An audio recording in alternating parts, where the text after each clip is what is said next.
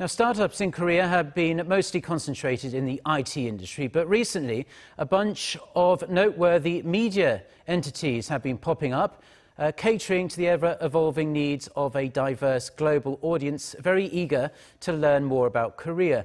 These new media players are also upping the ante for quality journalism. Jung-soo with this report.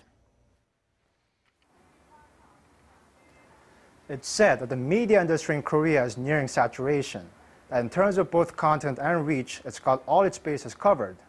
But the country's media startups beg to differ. They think there's a lot more room for growth and experimentation. One such startup is Korea Expose, an online-based English news and culture magazine that writes on South Korea with an insider's perspective.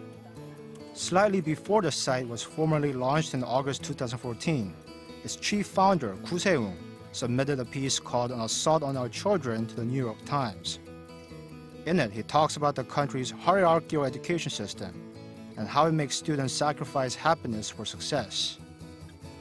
The piece went viral and was later translated into Korean by Yonhap News, giving him much-needed confidence about his new project. Hopefully when people outside Korea see the problem, then they criticize it, maybe it will bring out some kind of reform within South Korea. It was an interesting insight for me to hear, the idea that everybody knows the problem is there, but they don't necessarily talk about it. They say good students and people in general are products of a good environment, and Korea Expose is one of a handful of companies being incubated by the country's sole media startup accelerator, Mediati. On the same floor with Korea Expose is G Pictures, a two-man company founded by a 21-year-old. G Pictures produces video content targeting the country's young demographic, mostly students. One of its most popular videos dealt with menstruation in schools.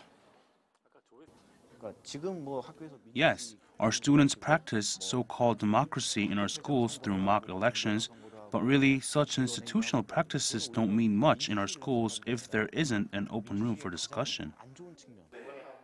Mediati's founder says he is intent on fostering media companies that address previously unrecognized needs.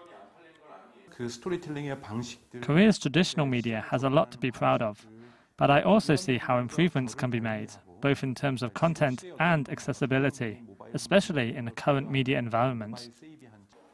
Unlike Korea's often problematic educational system, the relationship between startups and Mediati is not an ordinary student-teacher relationship. Koo says it's marked by mutual respect. Mediati is a minority shareholder in the magazine and rarely interferes with decisions regarding content. Ultimately, we believe in media freedom. I think everybody needs to be able to say what he or she wants in a very free and honest way. But if you get money from particular sources and you become dependent on it, then you are not going to be true to yourself. You have to abide by somebody else's agenda. So that's what we're learning here at Mediati. We are being trained to be independent financially, not just editorially. I think a good example is the presidential election. We went into depth, focusing on different aspects of the story, and we had a one-on-one interview with Shin Sang-jung, who is a minor political candidate, but she's a very prominent politician nevertheless. But from the perspective of the foreign media, because she's from a minor party, she doesn't merit the sort of coverage that Korea Expose was able to do. Ultimately, Koo hopes he can make Korean society realize that it shouldn't be marginalizing its problems, but rather embracing them, a sentiment shared by other media startups as well. Not a country that is very good at talking openly about problems that it has. This is not just about Korea. There are lots of problems everywhere because this is human nature. Human society is flawed. But in Korea, criticism is not something that is encouraged. When I see Korean newspapers these days, they're often a flurry of specific details without offering much context. They already assume readers will think the news is important. But with our videos, we try to link the personal with public. They say that learning takes a lifetime. The common adage in the media is to always be careful of making generalizations.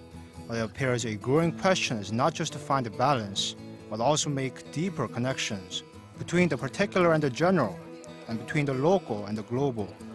Jung-soo, Arirang News.